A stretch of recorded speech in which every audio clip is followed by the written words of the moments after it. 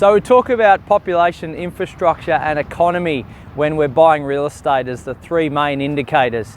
Not the be all and end all, but definitely a good starting point.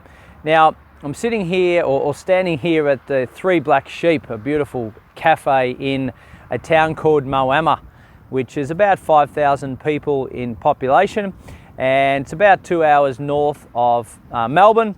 Right on the Murray River. The other side of the Murray River in Victoria is Echuca. Now, 5 years ago, this was a winery, and there were paddocks around it. Right, there was nothing here to be seen. Now, usually in a populated centre of around about 5,000 people, the population's actually on decline.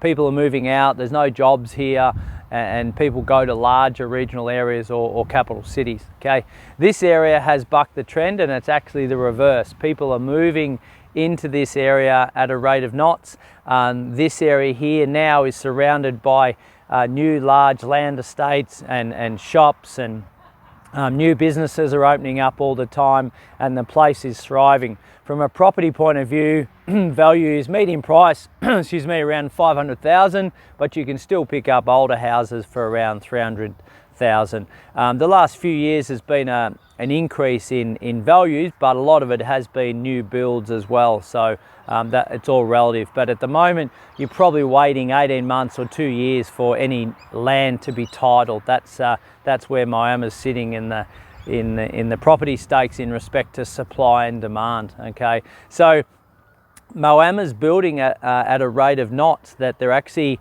constructing a new bridge to go over the Murray River into Echuca, because that's where most people work. There's been such a bottleneck at the intersection to get in, so they're building a second bridge, which basically speaks volumes of the future of this area. So whilst it's only 5,000-6,000 people, the population is definitely growing and on the up. So take that into account when you're doing your research. Just not discounting towns that have got 5,000-10,000 people in them, looking at what the future brings. Being only 2 hours from Melbourne means that we can comfortably travel to and from larger places like Bendigo and Melbourne on a daily, weekly basis as we need. The landscape's changing in the workplace. We're working from home, so more and more people are moving out of those larger areas, as I've spoken about previous, to live in beautiful areas like Moama. So there it is. We're following the Murray River around. Our next stop is the quainty old town of Tooleybuc.